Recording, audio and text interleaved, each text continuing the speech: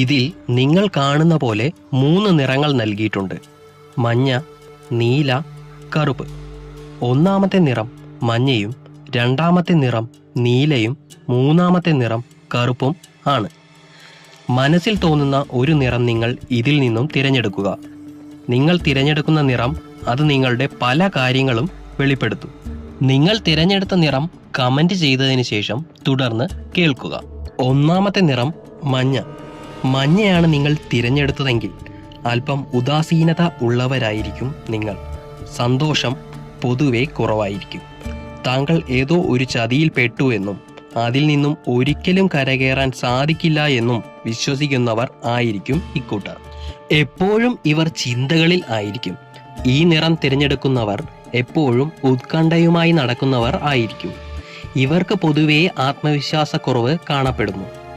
ഈ നിറം തിരഞ്ഞെടുക്കുന്നവർ മറ്റുള്ളവർക്ക് പരോപകാരി ആയിരിക്കും.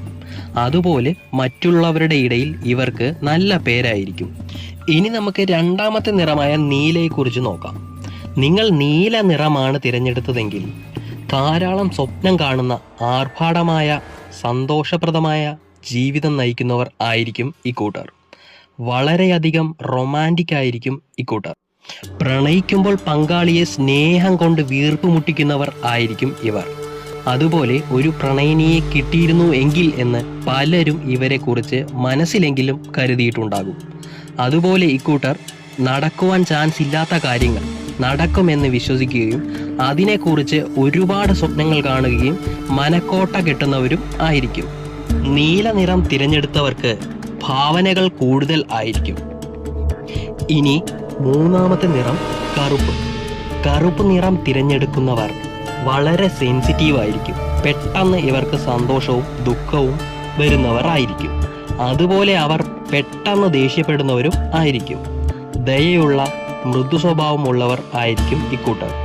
അതുപോലെ തന്നെ ഈശ്വരവിശ്വാസികളും ആയിരിക്കും ഇവർ. ആരോടും പക മനസ്സിൽ സൂക്ഷിക്കാത്തവർ ആയിരിക്കും ഇവർ. വളരെയധികം സമാധാനപ്രിയരാണ് ഇവർ. ഇതൊക്കെയാണ് കറുപ്പ് നിറം തിരഞ്ഞെടുത്തവരുടെ പ്രത്യേകതകൾ. നിങ്ങളുടെ നിറം ഏതായിരുന്നുവെന്നും അതിൽ നിങ്ങൾക്ക് ഏതെല്ലാമാണ് കറക്റ്റായി ലഭിച്ചത് എന്നും കമന്റ് ചെയ്യാൻ മറക്കല്ലേ.